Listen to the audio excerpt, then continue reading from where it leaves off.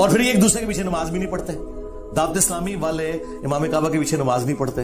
جو امام کعبہ کے پیچھے نماز نہیں پڑھتے, مسجد نبی کے امام کے پیچھے نماز نہیں پڑھتے, وہ آپ کو نماز کی دعوت دے رہے ہیں تو وہ اپنی نماز اور اپنے فرقے کی نماز کی دعوت دے رہے ہیں, اسلام کی نماز کی. ہاں بالکل. اگر کسی بندے کی قراءت ٹھیک نہیں, یعنی وہ قرآن صحیح نہیں پڑھ سکتا, اس کے پیچھے نماز ہو جائے گی؟ بولے نہیں, اس کے پیچھے تو نماز نہیں ہوگی. تو میں ایک سادہ بات کہنے لگا ہوں, سارا سمجھ آ جانا چاہیے. جس کا قرآن ٹھیک نہیں ہے, جب اس کے پیچھے نماز نہیں ہوتی, تو جس کا ایمان ٹھیک نہیں ہے اس کے پیچھے ہماری نماز کیسے ہو جائے گی؟ کیا کہنے ہیں علامہ صاحب. بات دراصل یہ نہیں کہ کس کے پیچھے نماز پڑھنی, بات یہ کہ جو مصلی پر کھڑا ہے نا, آپ نے دیکھنا اس کا عقیدہ بھی درست ہے کہ نہیں ہے. جی جی جی جی جی. میں آپ کو اس سے بھی ایک سادہ مثال دے دیتا ہوں. دیکھیے ہم پیچھے کھڑے ہیں, ہم نے کہا پیچھے سے امام کے اللہ اکبر, بھائی جو مصلی پہ کھڑا ہے حضرت, وہ بھی تو دیکھو نا یہ کس امام کے پیچھے ہے. آیا کہ یزید کو امام کہنے والا ہے یا حسین کو امام کہنے والا ہے؟ کیا کہنے, اس بات کو سمجھو نا. حالانکہ جب حضرت امام حسین کو ہم امام کہتے ہیں تو ہم بیچ میں صحابہ کرام علیہم رضوان کا لحاظ بھی رکھتے ہیں, یہ یاد رکھنا. لیکن میں نے ایک اشارہ دیا ہے, آقا کریم علیہ السلام نے ارشاد فرمایا ان اللہ اختارنی واختار لی اصحابی واختار لی منہم اربعہ. فرمایا اللہ نے سب سے پہلے میرا انتخاب فرمایا, میرے بعد میرے صحابہ کا انتخاب فرمایا, پھر میرے لیے ان میں سے 4 کو چنا, حق 4 یار بھی آ گئے, ٹھیک ہے.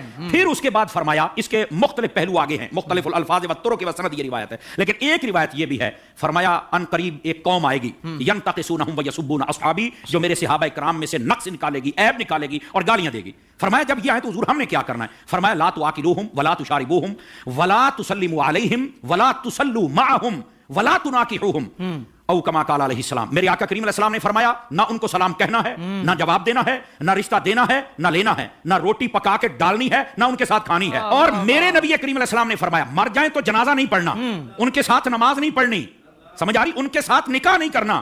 تو میں نے کہا یہ ہمیں چورن مت بیچو, ہم نے حضور کی حدیث پڑھی ہوئی ہے. اگر کوئی چاہتا ہے کہ ہمارے سامنے کھڑا ہو کر ہمارا امام بنے, امام بننے سے پہلے بندہ بن کے مجھے یہ بھی بتائے تیرا نبی کے بارے میں کیا عقیدہ ہے, تیرا صحابہ کے بارے میں کیا عقیدہ ہے, تیرا افضلیت صدیق اکبر بکار بارے میں کیا عقیدہ ہے, تو کل صحابہ کو جنتی مانتا ہے یا نہیں مانتا, تو نبی پاک کی اہل بیت کے بارے میں کیا کہتا ہے, یہ سارے عقیدے مجھے بتا دے, میں تیرے پیچھے کھڑا ہو کر نماز پڑھ لوں گا.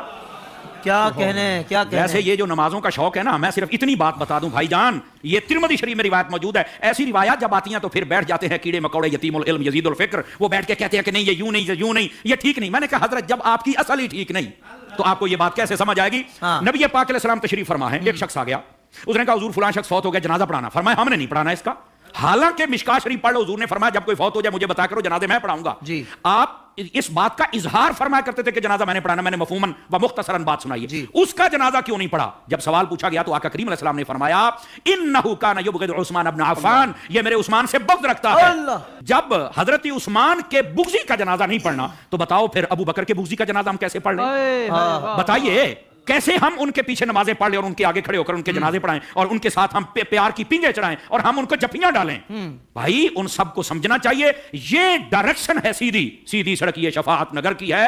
اس سڑک پر آ جائیں جس کا نام راستہ اہل سنت ہے, ہم تمہارے پیچھے کھڑے ہو کر نمازیں پڑھنے کے لیے تیار ہیں. تو جب عقیدہ ہی واضح نہیں ہے تو اڈی پنجابی کہتے ہیں ویکھ کے زہر تو کوئی نہیں پیندا. حضور شاہ صاحب ہماری پنجابی ویکھ کے زہر تو کوئی نہیں پیندا, تو پھر ہم تو نہیں پی سکتے. ویسے اگر کسی کو زیادہ شوق ہو نا, بس وہ قرآن پڑھتے ہیں تو چھوڑو جی چھوڑو, داڑھی بھی ہے تو چھوڑو جی چھوڑو, مصلی پہ ہے, تو میں نے کہا آبا صاحب اللہ کی تفسیر اٹھا کے دیکھ لے, یہ تیرا شوق بھی پورا ہو جائے گا. حضرت حافظ صاحب ہوا یہ کہ حضرت فاروق اعظم کا زمانہ اقدس سے ایک قریب محلے میں امام آ گیا, اس کو نماز کے لیے ہر نماز کے اندر جب وہ قرات کرتا ہے تو آبا صاحب اللہ پڑھتا ہے. لوگوں نے کہا بھی اور قرآن نہیں آتا؟ کہتا آتا ہے. تو یہ کیوں پڑھتا ہے؟ کہتا مزہ آتا ہے. اچھا, انہوں نے کہا ذرا حضرت فاروق اعظم کی خدمت میں لے کے چلے. حضرت فاروق اعظم کو بتا آپ نے طلب فرما لیا, واقعہ لمبا ہے, آپ نے طلب فرما لیا. آپ نے جب طلب فرمایا تو آپ نے کہا کیوں پڑھتا ہے؟ کہتا ہے مجھے نا اصل میں مزہ آتا ہے, اس لیے کہ اس میں معاذ اس کی سوچ دیکھو, پڑھ سب کچھ رہ گیا لیکن سوچ دیکھو اس کی. اس نے کہا جی بات یہ ہے کہ اللہ نے اپنے حبیب کو یہاں جھڑکی پلائی ہے تو مجھے بڑا مزہ آتا ہے. استغفر اللہ, یہ خارجی آنا سوچ تھی. سمجھ آ رہی ہے میری بات کی؟ یہ توہین کی سوچ تھی. یہ کامل و اکمل لوگوں کا یہ شیوہ ہی نہیں ہوتا. اور ایسی جو ہمارے سامنے مثالیں ہوتی ہیں نا, وہ ہمیں سمجھنے کے لیے مثالیں ہوتی ہیں, اور پھر ایسے لوگوں کا حشر کیا وہ بھی سننا ذرا. ٹھیک ہے, حضرت فاروق اعظم نے اچھا تجھے مزہ آتا ہے؟ کہا بالکل. آپ نے تلوار منگائی اور 2 ٹکڑے کر دیے اس کے. آپ نے فرمایا ودوحا پڑھ کے تجھے مزہ نہیں آتا؟ وما ارسلناک الا رحمۃ للعالمین پڑھ کے تجھے مزہ نہیں آتا؟ انا اعطیناک الکوثر پڑھ کے مزہ نہیں آتا؟ ورفعنا لک ذکرک پڑھ کے مزہ نہیں آتا؟ یعنی جو قرآن پڑھ کے دل میں توہین مصطفیٰ کی رکھے, جب اس کے پیچھے نہیں ہوتی تو جو سریعام میلاد پر کفر کے فتوے لگائے ان کے پیچھے کیسے ہو جائے گی؟ امام کعبہ کے پیچھے نماز نہیں ہوتی. کوئی کہے کہ بھائی وہ کعبے کا امام ہے, اب اس کے پیچھے بھی نماز نہیں ہوگی, اگر وہ غلط ہوگا تو پھر اللہ تعالیٰ نے اس کو کعبے کا مصلی, کیونکہ یہ پرانے کسی پٹے سرازات ان کے جوابات علماء بارہا دے چکے ہیں کہ بھائی معاملہ یہ ہے کہ کسی بھی جگہ پر قابض ہو جانا اہل حق ہونے کی علامت نہیں. مگر نہ آپ کا جو قبلہ اول بیت المقدس ہے وہ اسرائیلیوں کے قبضے میں، تو کیا کہیں گے یہودی حق پر ہے؟ اور پھر آپ تاریخ کعبہ اٹھا کر کے دیکھیں، 25 بار ایسا ہوا ہے کہ کعبے کے مصلی پر ایک ایسا بندہ شیعوں تک کی امامت کعبے کے مصلی پر ہوئی ہے، تو کیا کہا جائے گا کہ پھر وہ درست ہوئے، ان کا دعویٰ ہوگا وہ درست ہوئے۔ تو ایسا نہیں ہے، جبرن قابض ہو جانا اہل حق ہونے کی دلیل نہیں ہے۔ 360 بت کعبے میں رکھے رہے 550 سال، جب وہ حق پر تھے جو اللہ نے کعبے میں ان کو رہنے دیا، تو یہ فضول کی بات ہے کہ جی اگر وہ غلط ہوتے تو اللہ انہیں رہنے کیسے دیتا، اور وہ رہتے کیسے؟ پھر ہم کہیں کشمیر میں جو بھارتی قابض ہیں اگر وہ غلط ہوتے تو قابض ہوتے ہی کیوں؟ یہ عجیب سی بات ہے۔ ہاں اب یہ سوال کہ نماز کیوں نہیں ہوتی، تو بھائی اس کے لیے امام کا جو عقیدہ ہے وہ درست ہونا ضروری ہے۔ اور امام کا عقیدہ درست کیسے ہے؟ میں آپ سے سمپل سی بات، میں ان عقائد کی طرف نہیں جانا، سر سی بات کروں گا۔ آپ کے کسی عزیز کی کسی رشتہ دار کی قبر ہے اور اس رشتہ دار کی قبر کو برابر کر دیا کسی بندے نے، مسمار کر دیا، اس کے پیچھے نماز پڑھیں گی؟ جنت البقیع میں 10,000 صحابہ کرام کی قبروں پر بلڈوزر چلا دیا گیا، پھر بھی ہم کہیں کہ یہ وقت پر ہے۔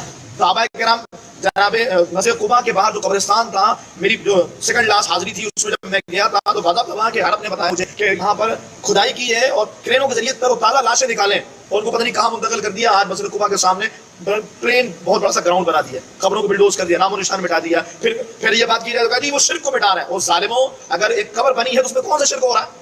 کون سے شرک ہے؟ مجھے بتائیں، ایک قبر ہے مسلمانوں کا قبرستان، اس میں بلڈوزر چلانا، یہ کون سا شرک ہے؟ یہ ایک بات ہے، اس کے علاوہ 20 ایسی خواصتیں ہیں جس کے تناظر میں یہ بات بالکل طے شدہ ہے۔ اور اگر کسی کو پھر بھی بات سمجھ میں نہ آئے تو محمد بن عبد الوہاب رشدی کی کتاب التوحید ہے، اس کا اردو ترجمہ ملتا ہے، اس کو پڑھیے آپ، اس میں ان کے وہابیوں کے عقائد لکھے ہیں۔ جس محمد بن عبد الوہاب رشدی کو یہ لوگ اپنا مقتدا مانتے ہیں، جس کا نظریہ بھی سعودیہ میں رائج ہے، اس ابن عبد الوہاب رشدی کو پڑھیں تو آپ کو پتا ہوگا ننگی گالی اس نے اپنی کتاب میں دی ہے، اور یہ سارے اس کو فالو کر کے اس کو اپنا بڑا اپنا امام اپنا مقتدا مانتے ہیں۔ اور توصیف الشیطان جب اس کا نام لیتا ہے تو رحمۃ اللہ علیہ پتہ نہیں کیا کیا بول رہا ہوتا ہے۔ تو اس لیے ایسے لوگوں کے پیچھے نماز نہیں ہوگی جن کے عقائد